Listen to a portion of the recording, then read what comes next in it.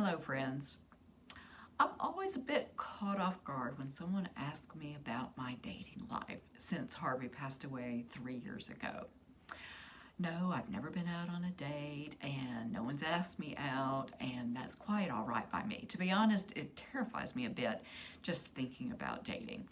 I usually respond when someone asks me by saying, if it happens, but I'm not out there looking. Hello, I'm Dr. Renee Harmon. I'm the author of Surfing the Waves of Alzheimer's. It's a memoir about my husband Harvey and his time with younger onset Alzheimer's disease. And indeed, he did pass away about 3 years ago. And since then, I've come to actually enjoy this single life. Thank you very much. But I enjoy making plans to do things that I want to do on my own time frame. I can change my mind in the middle of an outing and no one is upset about that. About 10-15 years ago, when I was working, I had 2 afternoons off a week, and I spent that time running errands, shopping, meeting a friend for lunch, and I perfected the art of the solo coffee shop visit. I then realized that if I played my cards right, I could actually see a movie in this time frame. So I began checking the movie listings and finding a movie that I wanted to see that fit in that time frame. So if I was really good with time management at the office, I could leave in time, see a movie that I wanted to see without compromise over the choice. And then I found that the theaters were very empty in the early afternoons, of course, and that freed me to be able to laugh and cry without embarrassment. And I still enjoy seeing a movie by myself now. The only downside is I'm not able to discuss the movie afterwards.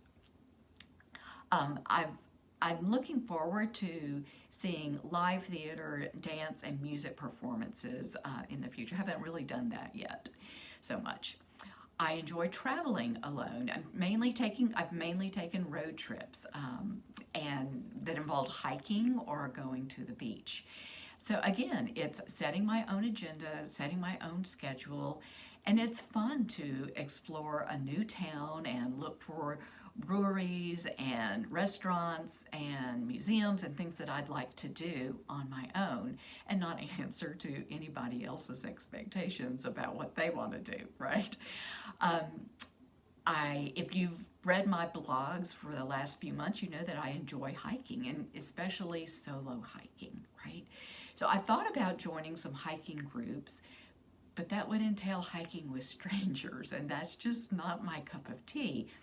I think I enjoy solo hiking because I'm able to be fully immersed in nature and aware of my surroundings, the plants and the animals around me, without feeling the need to fill the silence with conversations, which is what I would feel if I were hiking with strangers. Now, I do like to hike with a family member or a close friend, and we can point out things that we see and hear.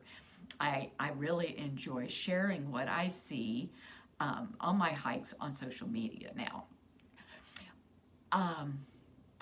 I do look forward to more distant travel. So far I've only done road trips, and maybe when the coronavirus winds down a little bit more, I'll be more comfortable about flying to a more distant destination for a vacation. And I've generated a bucket list of places that I'd like to go. And some of them I do want to go with a friend or with family, but there are several places that I think I'd be quite comfortable going alone. I could even join some group tours to more exotic locations. So I really do enjoy the single life. Thank you very much for your concern and asking, but I'm doing just fine. I have my gem of a house with its postage stamp sized yard, a fun car, and a new lake house. I enjoy spending time with my grandchild, my daughters and their guys, my parents, my sisters, and my friends. I really am optimistic and look forward to the future and rarely become nostalgic about the past. So I'm embracing this time of my life. I'm not sure what's next, but I'm doing it. Thank you.